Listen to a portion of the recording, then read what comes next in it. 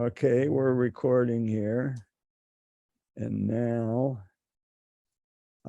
Is that an FBI lady that says that? I don't know. I don't know what deep state institution She she's says it in from. such good English. I know. So here we go. We play from current slide, which is the beginning. Okay, are you all seeing that? Yes. Okay. All right. So, Carol Marotta is coming in. She is one of our founders. Hello, Carol. Hi. I don't know how to say hi. How is everyone? Sorry, I'm like, Okay. Look who's with us. Janet's with us. oh my goodness. Yeah, isn't that something? Wow. Let's see. Where's that book? Yeah. Hey. Oh, now that's in the way. I put it on the wrong side. It's all right. It's all right. We'll Jeez. we got some manipulations to do here. So is Janet at her house and Ramsey's at your house? That's right. That's not permanent, but yeah, for the moment, it's a Just checking, I don't want to be too nosy, but just yeah. wondering. You quit asking. There's such a leading question. Personal questions. Okay, so we're starting here. I think John's going to have to help me, but he's going to have to use his other hand, which is going to be interesting. And David Pepper has been reminded not to take his pants off. Or wait a minute, what did? So those of you that were here last week remember what was going on. Perhaps if you weren't, we had introduced this long special report from The Economist about 3 weeks ago, which raised the issue of China's foreign policy and how the U.S. might, not the U.S., but how the world might deal with China's foreign policy. And we were sort of preceded that discussion with saying, well, what was the old world order that China's new foreign policy or new world order idea is trying to revise? That discussion, wasn't much discussion because I blabbed too long, but that went on for about the whole hour. And the goal this time is to say, well, let's talk about what might be the outlines of a new world order that would suffice for at least part of the 21st century. And we'll see if we can generate some discussion here. There's not many slides. So John, help me out with moving down. What's we got to go?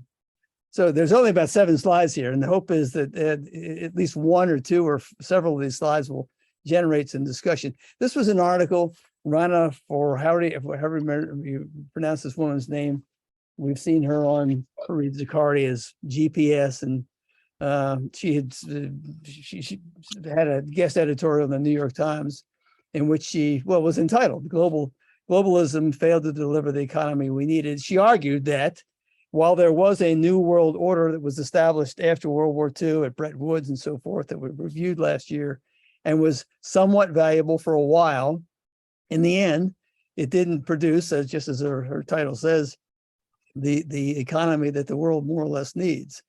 And in a relatively short editorial, she said, and here's some points I'd like to make. One, and maybe this will generate some discussion right off the bat, what was unrecognized, and maybe this made sense back in 1945 before electronic money transfers, but that if you're going to have a world order which is sort of stable and everyone benefits from it, not completely equally, but somewhat equally, don't forget this problem. That is that money moves across borders much faster than people or trade. And she said that's a problem. When money can move faster than human beings can get across borders, and then items that are going to be traded can get across the Pacific Ocean from China or anywhere else, that will create an instability. And her argument is that's got to be solved. Does that point of hers make sense? Or would you? Well, let's make the point. The people that have money hire other people that have even more, not necessarily money, and their goal is to increase their portfolio.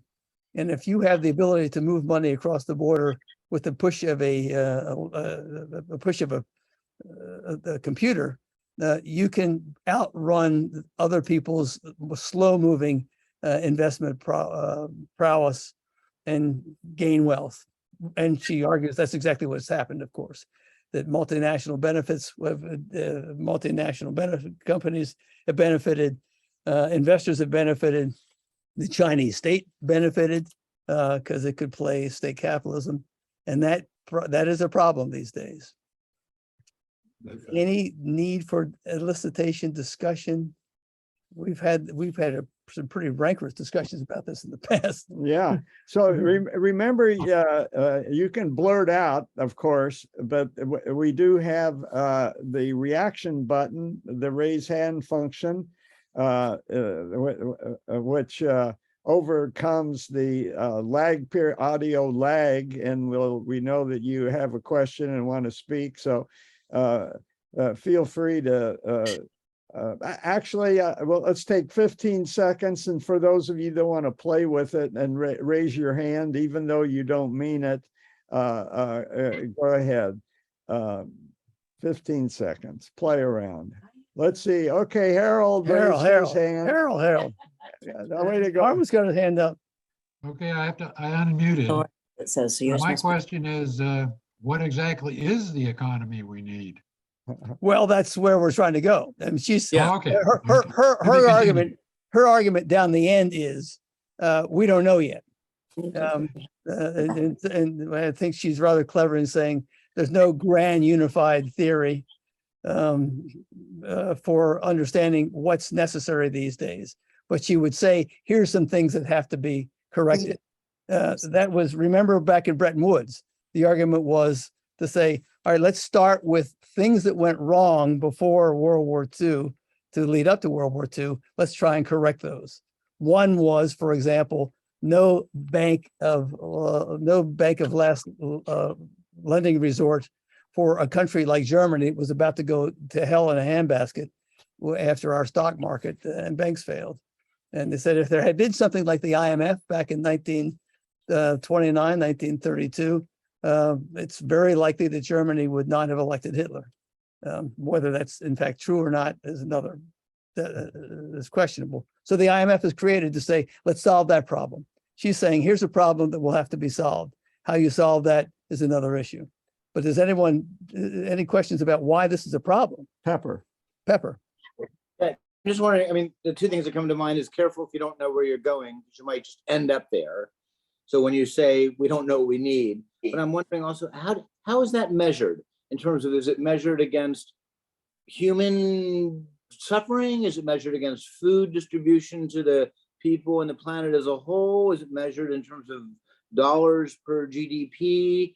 You know, and what should it be measured by? Her argument is the standard one that I think, and pretty standard, widespread these days. Piketty wrote a whole book about it. Namely, that when you have a situation of deregulation, wealth is going to move up. And it is certainly true, as Bob Kelso and others have argued over and over, that the gap between poor nations and rich nations has closed. That has been a benefit, for sure, of globalization. But internally in countries, the gap between rich and poor has grown and has been growing since the 70s. And her argument appears to be that when money has the freedom to move across borders with essentially no barriers, but people don't, then it's inevitable that the money is going to win. I would argue, I used to say, if you're going to allow that to happen, you've got to let people, you've got to get rid of national borders. People have got to be free to move too. Otherwise, it's a corrupt bargain. And that would be her point as well. That the gap between rich and poor inside of countries has grown. And that leads to the inevitable. That is social the people that are suffering don't just lie around and say, oh, I guess we're losers, so we'll just lie on the side of the road and die. They get upset and they look for solutions. And the solutions are usually populist nonsense. Now, Homer's got his hand up. Homer. I missed last week, so I'm sorry for that. But I could do with a concrete example of money moving faster than people and products and how that causes a problem. But Well, I could, we can say, you can call your broker and say, I want to move my money out of the United States. I don't know how this is done, frankly, either. But the bankers would know. I want to move my money out of Russia and into the United States because Russia's ruble is going to go in handbasket. Is going to go down in a handbasket. Furthermore, we got a country that's in trouble. I've got a lot of rubles. I want them converted to dollars. Put them anywhere you want. I had no idea how you do that. My banker friend, just do it, and so it's done. Whether it ends up at a Swiss bank or a New York bank, I wish I could go back to my home computer and drag up some examples, but I think Credit Suisse is in real trouble. I know Deutsche Bank is in serious trouble for having accepted money which was fleeing countries despite national rules in the foreign country. And aren't the currency crises, the Mexican peso, for instance, aren't those all kind of examples of people not being able to move as fast as Yeah, the money? yeah. If you go way back to the 80s, I mean, in France, there had been no socialist government elected, no socialist government elected, no socialist. Finally, Mitterrand was elected as a socialist, and as soon as he was elected, he had run on a platform of more government spending. You say, how could the French have more government spending? But more government spending for education, higher taxes on the rich. The moment he was elected, the rich sent their francs into Switzerland or Germany or to any bank, quite secretly, as a matter of fact, and they were free to do so, given whatever the arrangements are that banks have. I'm no expert on that. I couldn't talk about it.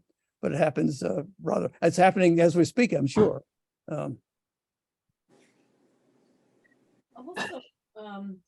Berkeley writer who wrote about how people were trying to buy stocks really quick, sell stocks really quick.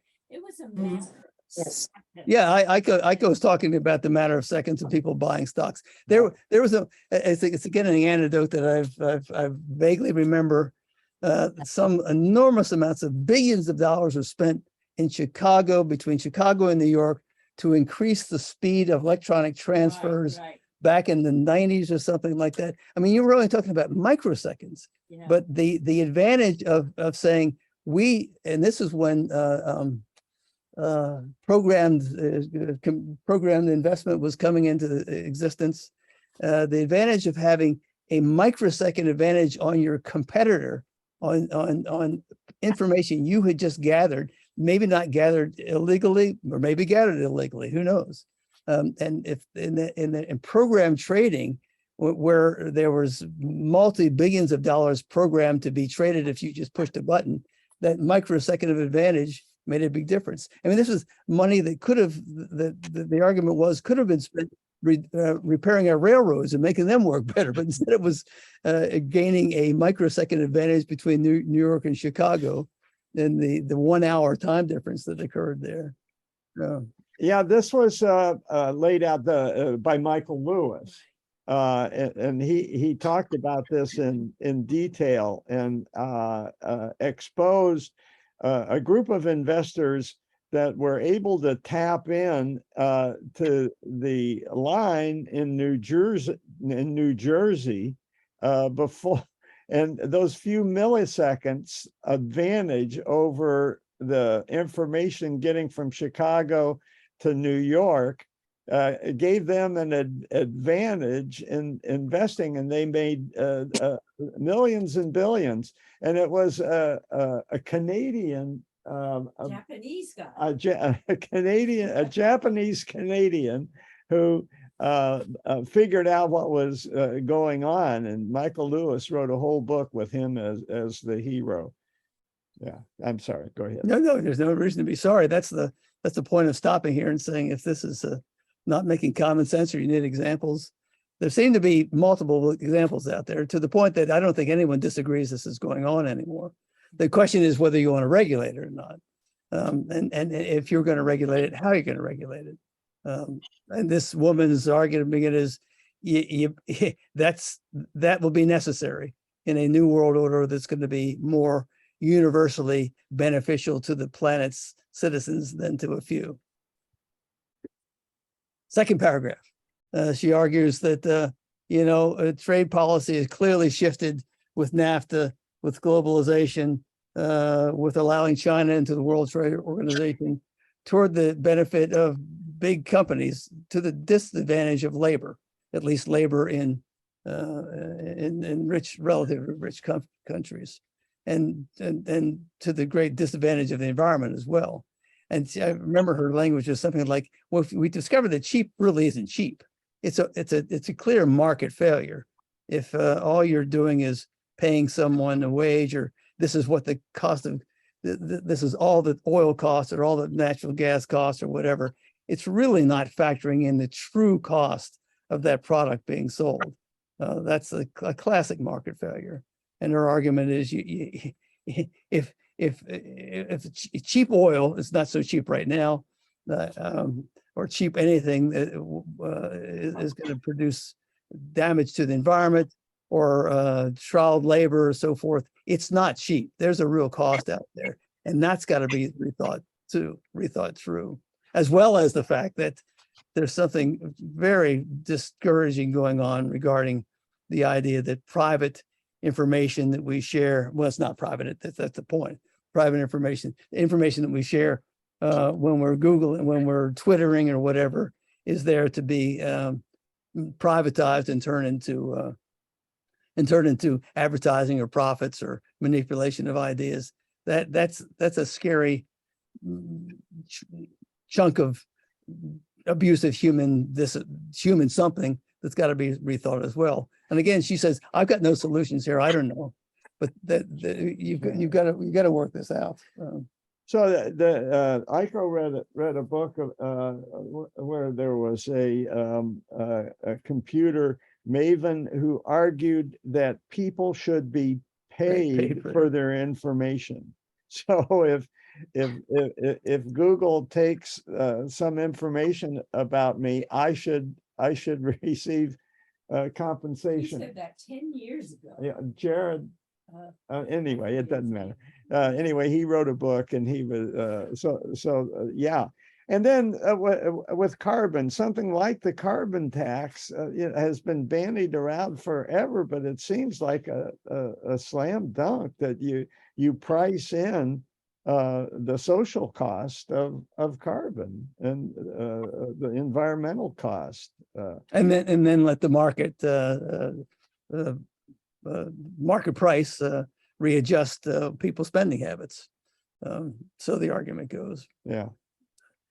I'm assuming this is a slam dunk, and I mean, labor clearly, when Ross Perot was not totally wrong when he said the giant sucking sound below the border, labor going to cheap labor, leaving good paying jobs in California and Detroit and so forth, and going somewhere else. And the contrary argument was, well, those people will find other jobs. Well, they did. As someone said during Reagan's era, said, yeah, Reagan created 10 million jobs. I've got 2 of them. And so forth and so forth. No hands up. Okay, we're going on. Yeah, no hands up. All right. And so she will finishes her article. This has got nothing to do with China, I suppose, except it introduces some basic thoughts there to deal with that discussion. Whatever the new policies are, they've got to be rejiggered so that globalization doesn't get ahead of national policies. What in the world does she mean by that? Her argument was that globalization just went too far. The ability of nations, not necessarily the United States or China, which are gigantic players and can manipulate other people, but most countries had no real ability then to fight globalization. They simply had to accept it. And that national politics matters if you're going to have elections, even if you're not going to have elections, even if you're going to have dictators. And national politics stability in nations, social, economic expectations, that people are not worried about the future. They're not feeling like they've been taken over by a political, economic elite, whatever. That you just go about your life and things seem to be trustworthy. The globalization created real pain in many societies, many countries, and national politics is now showing that. You would argue that you have so many idiot populists coming into elections. John's got his hand up. I've got my hand up. So the interesting thing was looking at the different countries and how they dealt with globalization and people that lost their job internally. And I had a chance to review that in detail.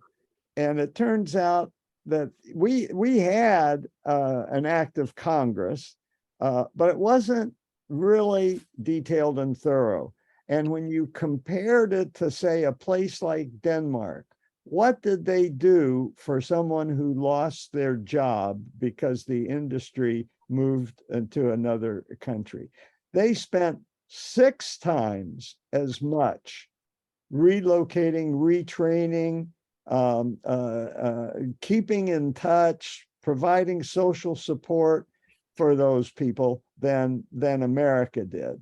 And at the time I did that evaluation, the money that the paltry amount of money that America did spend was not spent wisely or consistently over a long period of time.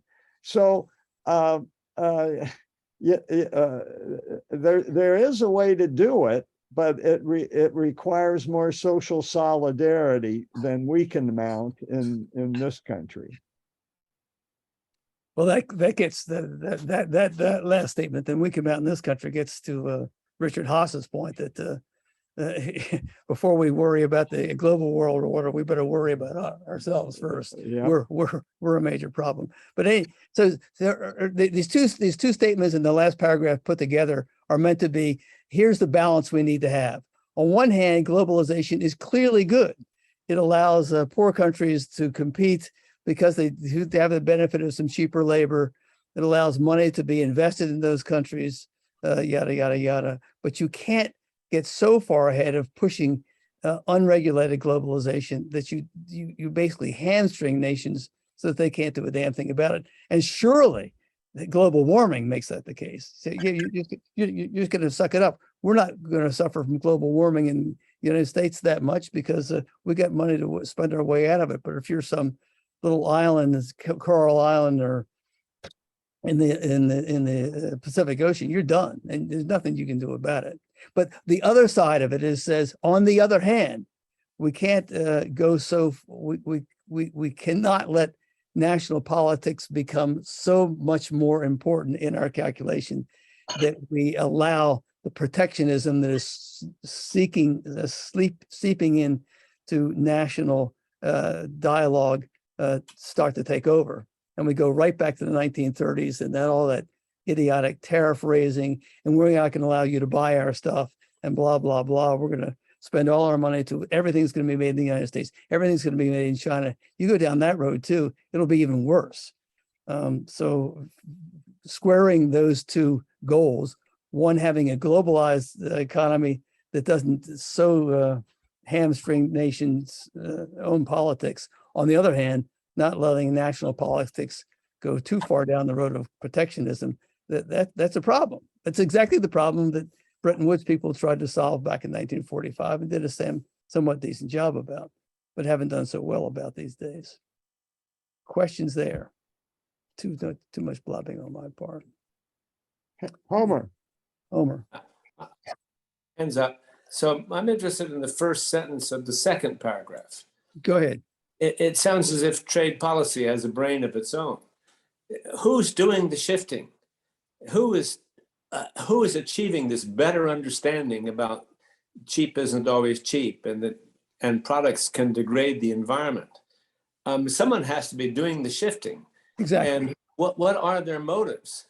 I mean, I could see like who are they and why are they doing it? who is doing the shifting of trade policy, and does the rest of the world agree with them? Yeah, good point. That's why well, I should shut up and let other people contribute. I'll contribute and just, I took issue, Ramsey, with your issue that global climate changes will only affect poor nations. I think they will. You're right. Some of those will just get wiped. The costs for the US have been increasing exponentially. Yeah. And you look at huge hurricanes coming through and what's going on in the Colorado River right now. I mean, it's at the lowest it's been. They're getting to the point where they can't produce power out of it. I think the costs of climate change are going to be bigger. And, the idea of the carbon tax on the part of extraction, I think is interesting because it raises this idea that we need to consider carbon and we need to consider fuel as a sort of international commodity. Well, good, but we got two separate things going on here. You're surely you're right that I was more than cavalier at saying we can buy our way out of it. We can, but there's a lot of wasted money.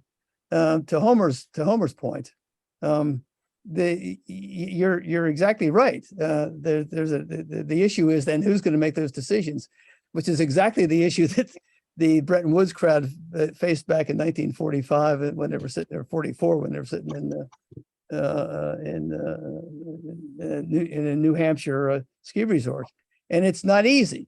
But if you put those issues on the table and say, let's do the best we can to try and come up with solutions that everyone's going to agree to, or we have even more populism and head down a road which is scarier and scarier. The assumption is that decent human beings will still come to compromise, or maybe we've lost that. That used to be, it seemed to me, a standard belief that societies just don't run themselves. That societies are human creations, and the humans being doing the creations have got to be willing to compromise. Other than that, I don't know what else to say other than if we've lost that, good Lord. Well, get to Homer's question with first the concrete answer, which was in the 70s. There was a lot of labor discord.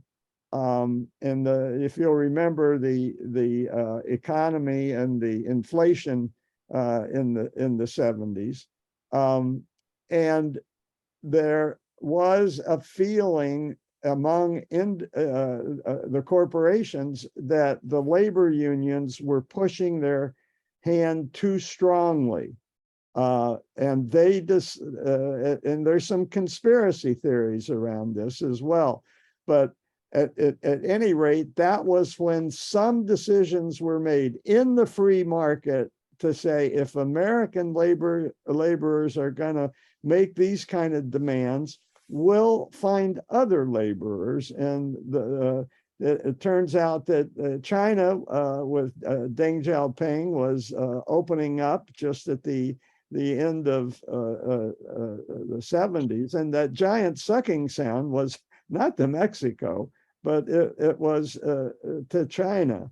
And they had the capital at the ready from the expatriate Chinese, where? In Hong Kong, in Taiwan, in Singapore. And so they ramped up, and you look around your house, see where the items are made in your house. And that came, I think, you can make the argument it came from the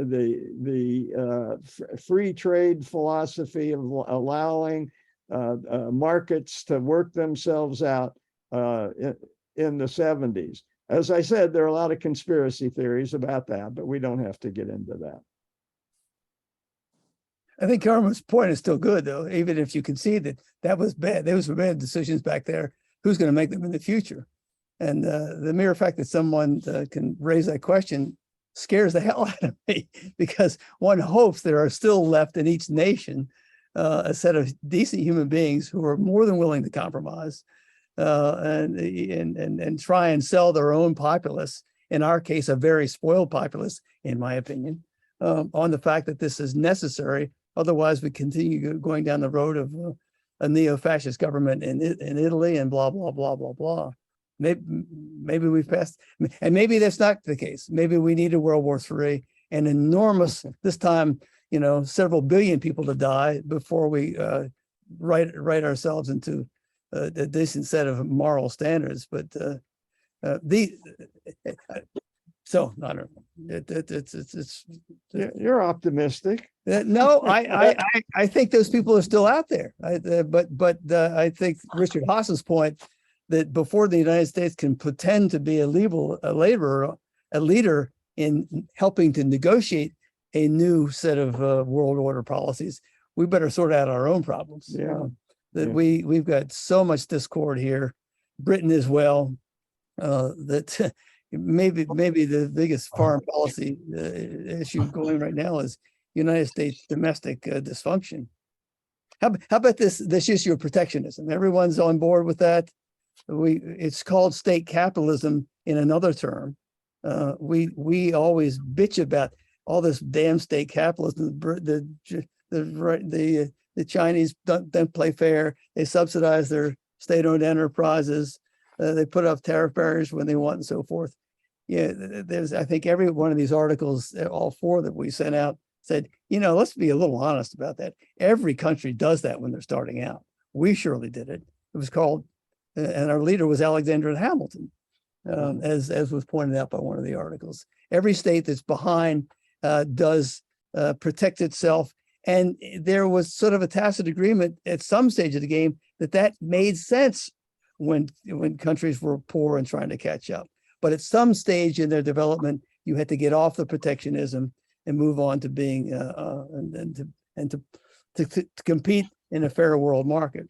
And you taught us in world history that we had very clever sleuths that slithered into the British factories, and mainly the textile factories, and memorized how the machines worked and came back. Lowell, Massachusetts was founded as a textile manufacturing center on the basis of that kind of espionage. A British entrepreneur, well, British industrialist who memorized how you build factories and snuck over the United States and started the same thing here. Britain had all sorts of rules about not letting any of their industrial secrets out. It never works. It might work for a generation, and you can protect your wealth for a generation, but sooner or later it all works out. This is a real issue in the world. John, can you reach me the new Economist magazine? I'm holding this up.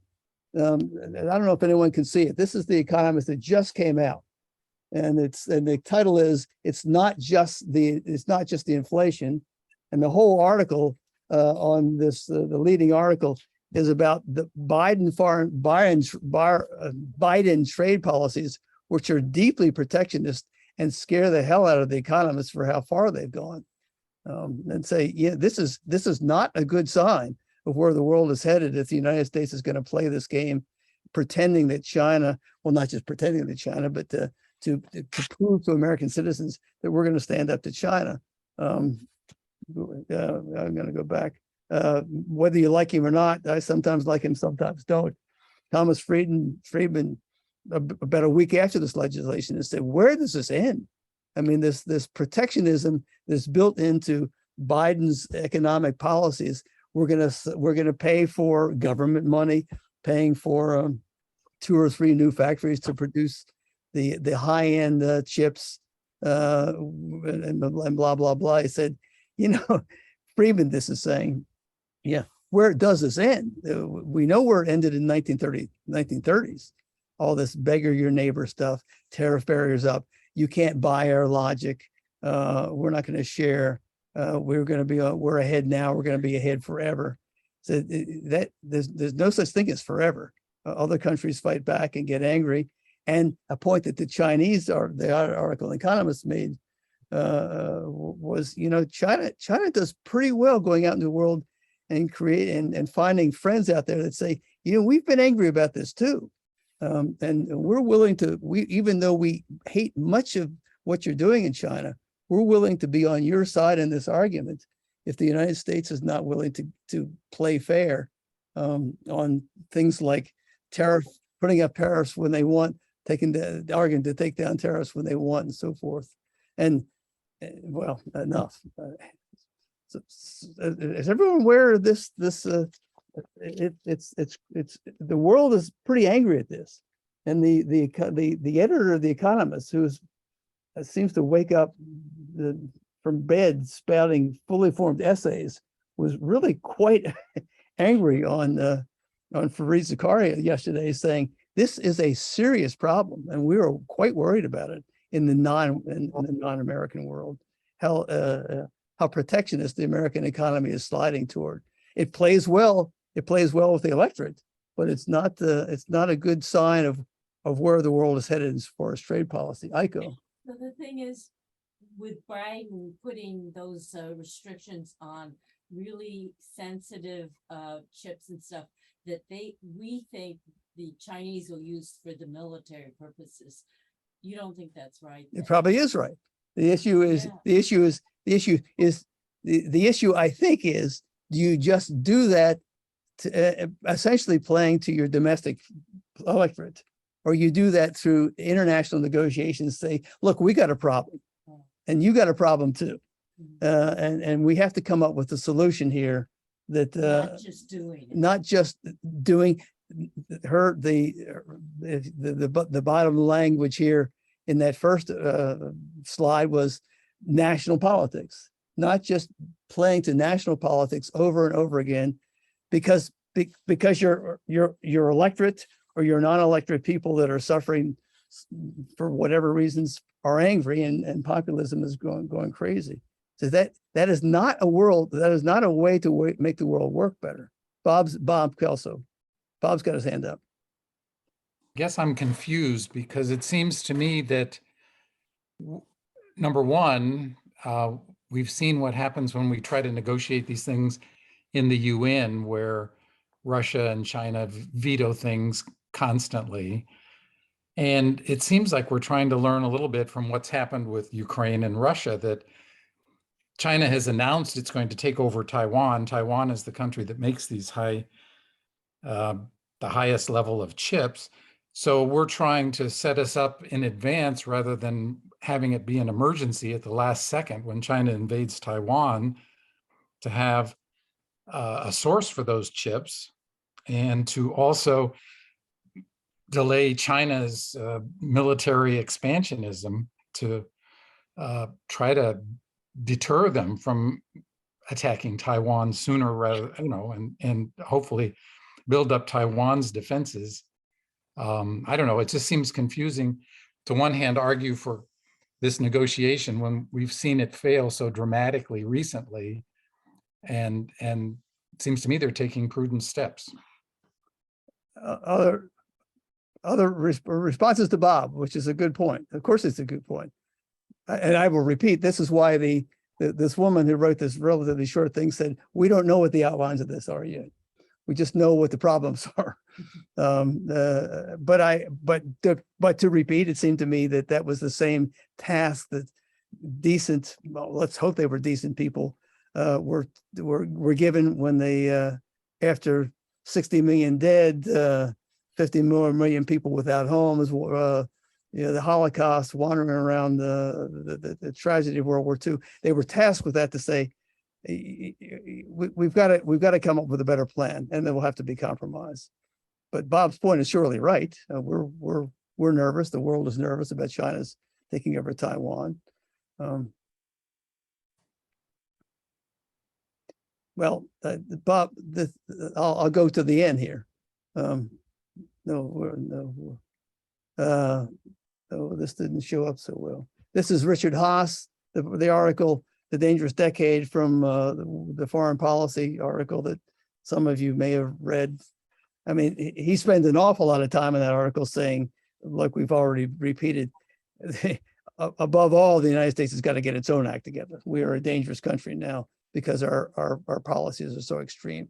But he also goes on to say any foreign policy is read as a Bible, like the the Journal of American Medicine is read by doctors, by diplomats in the United States. And he says, we're going to need a whole lot of really well-trained people, good people, knowledgeable, moral people to be our next set of diplomats and negotiators, because this is a scary decade that we're facing. And he goes on to say, well, here, let's see if this is useful to respond to Bob Kelso's point. The Economist article ends with a number of things, but at some stage along the way, there's this statement from the Economist editor saying, here's what we would suggest as a sort of a middle ground of the way to consider how you negotiate, how you face China out in the future. Stand up to China where necessary, just like Bob's saying, but don't go down the road of saying now we're using the rhetoric of we're kind of in a war, we're angry at one another, we're going to withdraw our diplomats. I mean, where does that go? Allow for collaboration, restrict exports where you need to, but make that list really short just to make the point. Don't overdo it.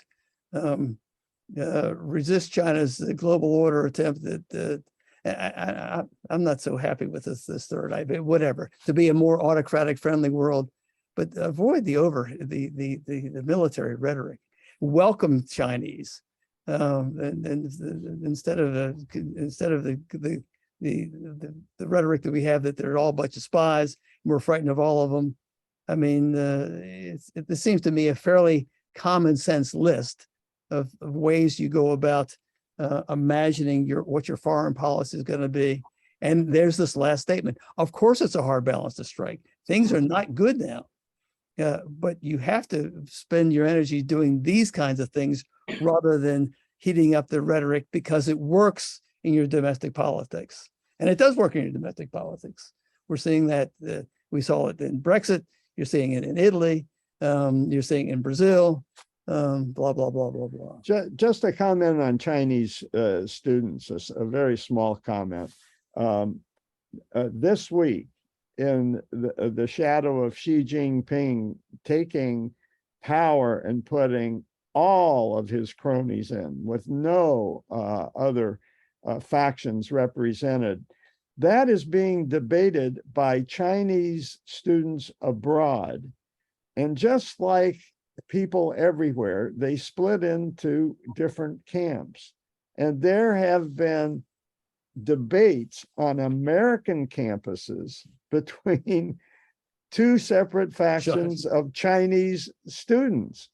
So my God, what a great reason to continue to welcome Chinese students in our country, to give them a place where they can think and express their opinions, even if some of their compatriots argue with them.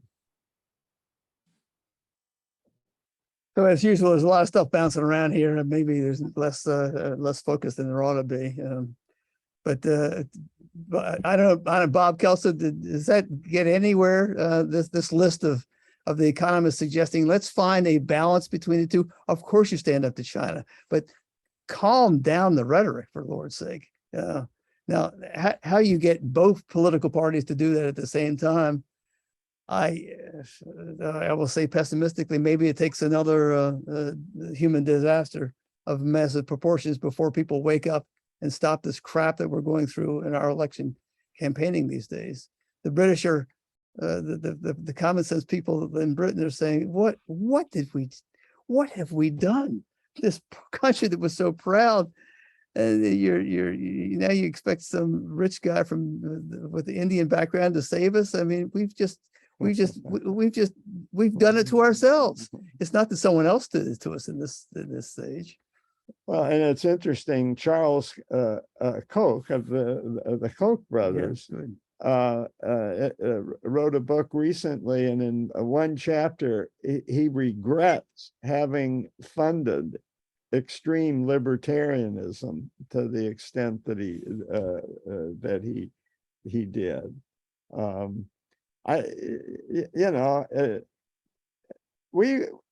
We've lived through the 60s, most of us, and we somehow survived that. And there were some centrist presidents there along the way, George H.W. Bush and Clinton.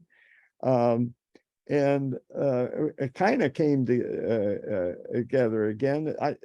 Do we think that this crisis that we're in now is worse than the polarization of the 60s? Is that a rhetorical question, or is that a question? It's a rhetorical question, inviting hands. Well, I will, I don't see any hands going up. Wait, Bob Kelso, there's a hand. Bob?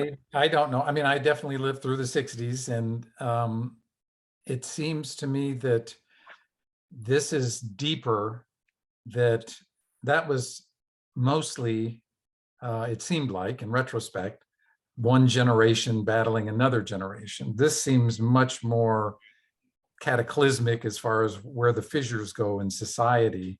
And to be honest, I sort of think the only way this is going to be answered for foreign policy is to resolve this in our own country first.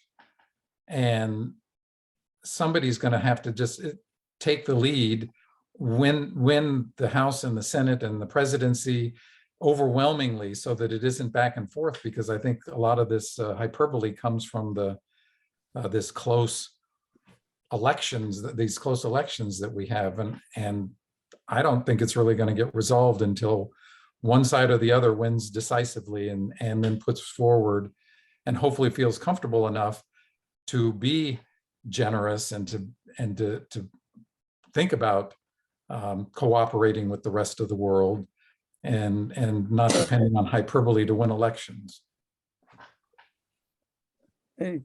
Anybody who Carol, you got your hand up? Carol? Well said, Bob. I couldn't have said it better. That's, from my point of view, that's exactly right. Carol. Harold's first. Harold first. Yeah. Harold? Gotta hit the unmute button. Yeah. Well, my thought was that, it is generational to some extent, but it's also sociological as far as people's outlook. I'm a child of the 60s as well, and I remember the Weathermen. And I noticed just this last week that there's a retrospective at the Oakland Museum on Angela Davis. I remember that she bought the guns that killed all the people at the courthouse in Marin. And she's gone from being a terrorist to a recognized community activist in the last 60 years. So that gets up my nose for sure. She's also tenured faculty at UCLA. Oh yeah, she's tenured faculty at Santa Cruz. UCLA? Santa Cruz, he said. I know. I think it's Santa Cruz, Yeah, she recently retired. Okay. Carol. I think it's much worse because I think we have reduced the amount of real media. I think the media has been taken over. It's really, people aren't looking at Walter Cronkite. We're looking at our own little bubbles. My bubble, of course, is right. So I think it's much worse and much more difficult, and it's going to be much more difficult to back out of this. So I think it was Robert Hubble, had a really interesting newsletter recently. Basically, I think it was, it was Timothy Snyder who had given a talk about how close we are to becoming an oligarchy. I think that social media means that news travels much faster, spreads much more broadly, and even if there's a falsehood that's put out, which I call lies, even if it's retracted later, it's already spread so quickly that it's very hard to maintain some sort of sense of reality. And also I think that there's been a long, serious effort to dismantle education and and inquiry. And it started, I think, with the Lewis Powell memos. And now, having mouthed off like that, I have to get off because I have to go do my political stuff. Bye. How dare you? How dare you? Before you go, let me respond. I think social media, if you look at who's doing the social media, it's a very small percent of the population, very small. I think we're talking the super active 2% and somewhat active 10%. There's that. And you look at the last election, who influenced the Democratic candidate? It was moderates, specifically African Americans in South Carolina, who pulled back on Bernie and said no. The Democrats, Biden is a centrist. Okay, he's tacked to the left to please his base. I agree with that. But he's of all the candidates, he was the centrist. I monitor because of my relationship with Bob Kelso, which we've been sparring partners for I don't know 15 years, and we have an ongoing a lunch together every month. I have been monitoring the right, and there are reasonable people there. I will mention one purveyor of news, curator of news, if you will, the Dispatch. They were set up by never Trump conservatives, and I think they give very reasonable analysis. So I'm not as hopeless as, but Take a look at what Russia. Take a look at what Russia did in terms of spreading disinformation. yeah. That, I think that didn't happen in the 60s. We didn't have like that. That means I think that's an enormous problem that was not present before we had all of this, all of the social media that we do have. But I'm cheered by the fact that not that many people are paying attention to social media about what goes out, man. And also Fox News, which is not news, but they've managed to buy a TV station. Good. Have any of you heard John Meacham? John Meacham is on every show these days because he's got a new book out. But he has said, every time I hear him say it, he says pretty much the same thing. He says, yeah, I was about 10 years ago hopeful that what's going on in the United States is more analogous to the 1930s and the 1960s, that it was tense, the country was sort of divided, not sort of, but was divided, but it was a reasonable dialogue. It got resolved, things moved on. He said, I don't believe that anymore. I believe it's like the 1950s, the 1850s, just like the Civil War. He says, I think the division is so severe and so awful. This is John sitting here helping me in the guts that it's hard to see any way out of it. That just people are just dug in. Now he went on then to say, which I'm delighted to repeat.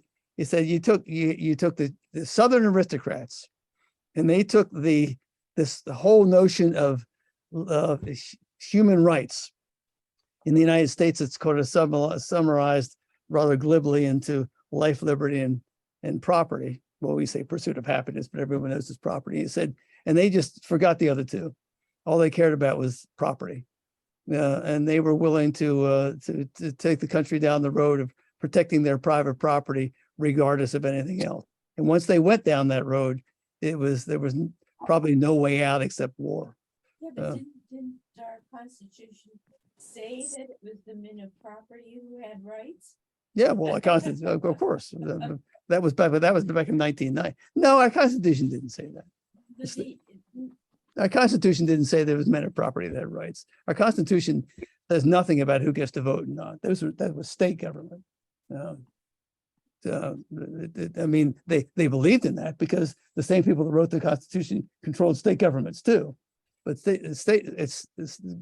who gets to vote and who doesn't get to vote is determined more or less by states, as we surely know in the worst way now. I mean, yeah, fair enough. We got the amendments which allowed But who's got hands up here? Eventually, we got the vote. Eventually got the vote. It was a progressive amendment. Remember what it took to get the progressive era to happen. And we've been We over still that. don't have the ERA. You still haven't got the ERA. Well, and we were pretty badly divided in the 1990s, and then I mean the 1890s and the 1880s and the 1870s. And that I might point out that women have had the vote for 100 years, over 100 years. It's been a while. In Wyoming. Yeah, it depends on where you are. yeah, New Zealand's first, right? Yeah. Yeah. Well, come Actually, on, the Utah gave 19th women Amendment the was vote was passed in the early 20s. Yeah, it's been a while. It's been a while. Yeah, I mean, there was Zakari yesterday began he said, here's my take. It's time to go back to smoke-filled rooms. I mean, it was a terrible idea back then, and it was terrible because the smoke-filled rooms just produced corrupt, self-promoting, self-serving candidates that ran corrupt mayor's offices and so forth. But he said we'll get better candidates that way, and they're not allowed to smoke anymore anyway. So it won't be a smoke-filled room. He said that his argument was our primary system is a bad idea. It made sense to try and do something about the corruption of smoke-filled rooms, but the primary system has turned out to not work very well at all. I think we should have one person, one vote. That would make it. One person, one vote would be good. How about good luck with that? National elections. Not in my lifetime, eh? Not in our lifetime. No. I mean, imagine that takes a constitutional amendment. And we can't have a constitutional. There's no way in hell, unless we have a third world war or something that's going to get amended. It takes 3/4 of the states to pass that. As you said, if you couldn't get the Equal Rights Amendment passed by 3/4 of the states, good luck with the national election Yeah, and I think it's getting worse. Anyway, I have to go because I have to go do a bunch of texting. Bye. yeah. Bye. Well, we're getting ready for the Warriors game. Talk about a tragedy, I tell you. Yeah, so this has been good. Nice give and take. And so we'll return for a little bit more next week, and we'll do a few updates on Ukraine and perhaps a show and tell on a Miwok village for a few minutes. But the feedback that I'm getting has been mostly Ukraine history and then a return to California history. So those are the votes that I've gotten so far. So if y'all have other strong opinions about what the near future should bring, let me know. I think we still have a few things to say about the World China ones. Any comments now? We got a couple of minutes.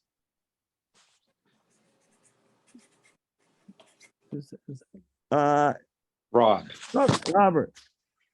thank you for this presentation. I haven't chimed in for several weeks, but today was very helpful to me to sort some of this stuff out. So in terms of labor capital, the information wars, and the political two-party division. So all of that was nicely handled by you guys. You put it together real well. And I agree with Mr. Nelson, I think it was, how he said that we need to settle a lot of things internally before we can really turn to what I would call effective foreign policy. I don't see how you can conduct foreign policy, i.e. the president, when you don't have congressional backing. Okay. Anyway, that's what I got to say. Good. Thank you. Thank you. And that's a good goal for the country too. Thank you. Yeah. Thank you, Rob. Okay. Okay. Until next week. Thank you. See ya. Thanks, See ya, John. everybody. Bye. Yeah, all the best. Yeah, All see the you best. Yeah. Anyone need some Halloween candy?